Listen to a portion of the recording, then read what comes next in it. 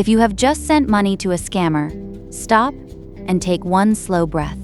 You are not powerless, and this is not over. Sometimes this money can be pulled back, and the next hour matters more than almost anything you will do today. But there is a second danger already heading your way. A phone call that sounds like wonderful news and is built to take from you again. Stay with me. We'll do the real steps first, and then I'll show you that call, before it ever reaches you. And before one more second goes by, please hear this.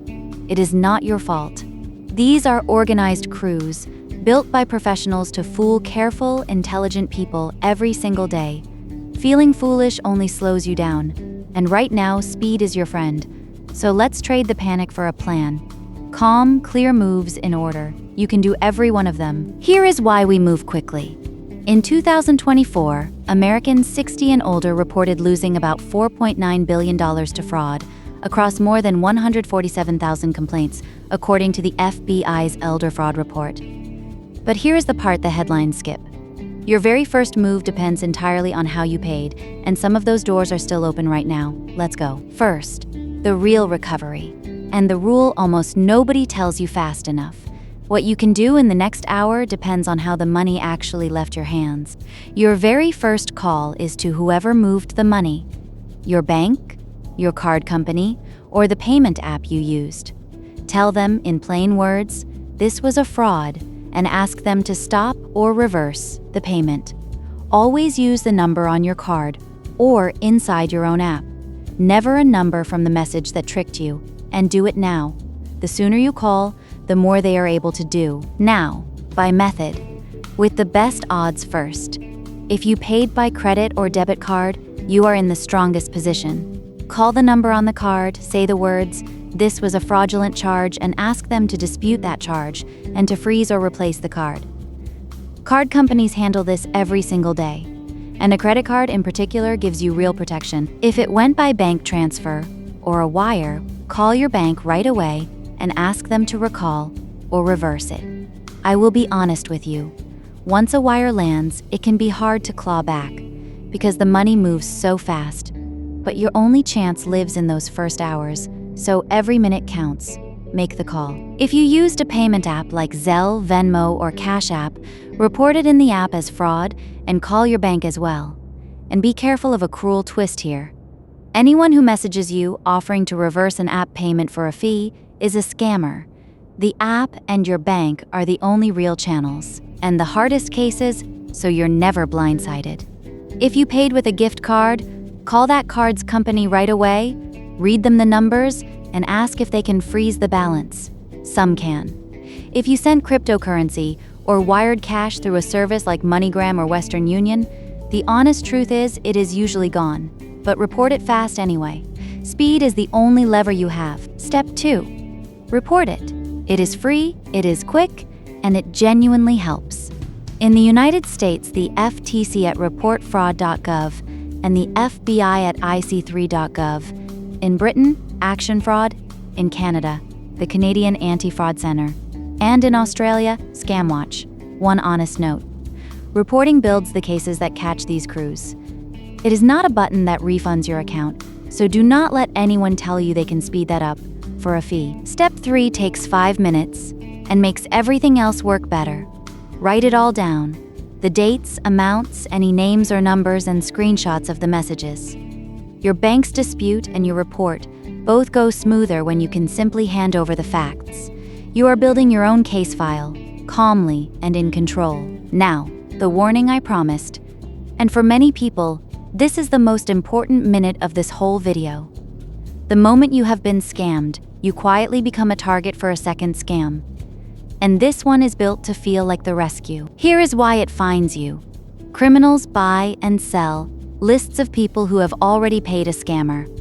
Investigators call them sucker lists, and they hold your name, the kind of scam that caught you and how much you lost.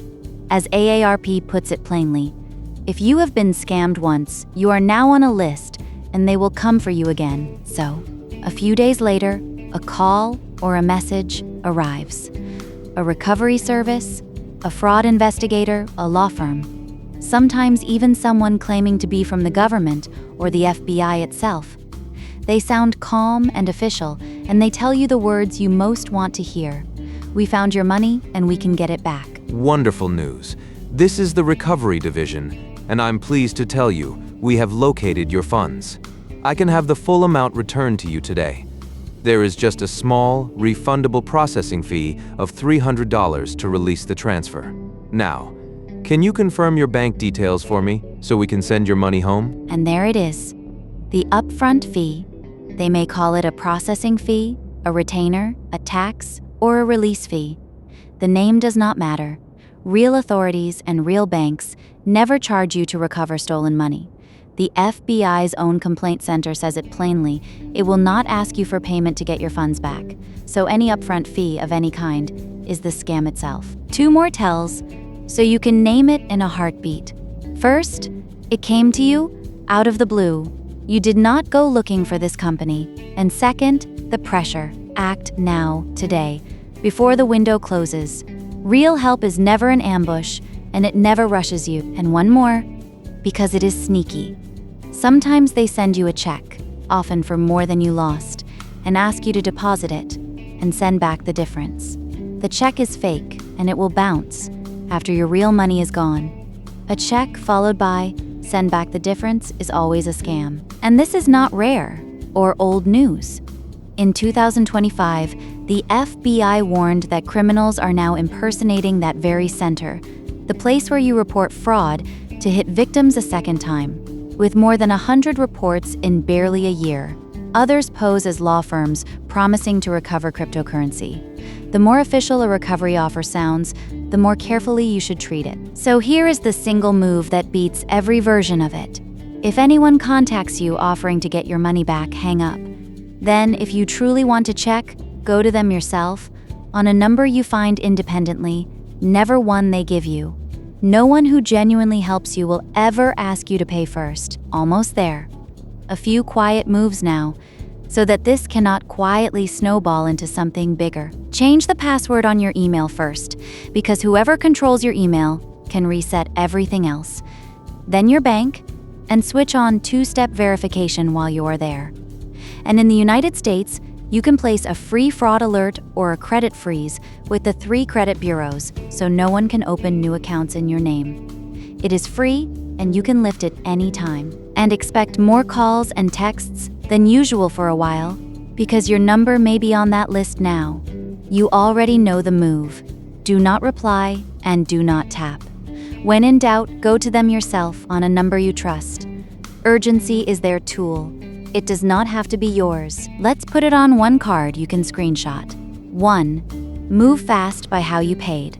Call your bank, card, or app on a number you trust.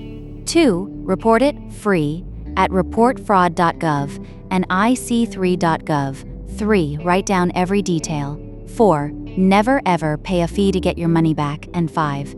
Freeze your credit and expect more contact for a while. And if you remember only one line from me today, make it this one. No one who truly helps you will ask for a fee. The only call that ever brings your money home is the one you make yourself to a number you trust. If this gave you a clear plan, do one kind thing with it. Share it with someone you love before they ever need it. Knowing the second scam is coming is half the protection. And your share could be the very thing that stops their worst day from getting worse. And if you would like one calm, practical step towards staying safe and independent online each week, subscribe, and I will be right here. Take good care of yourself out there. And remember, the only helper worth trusting never asks you to pay first.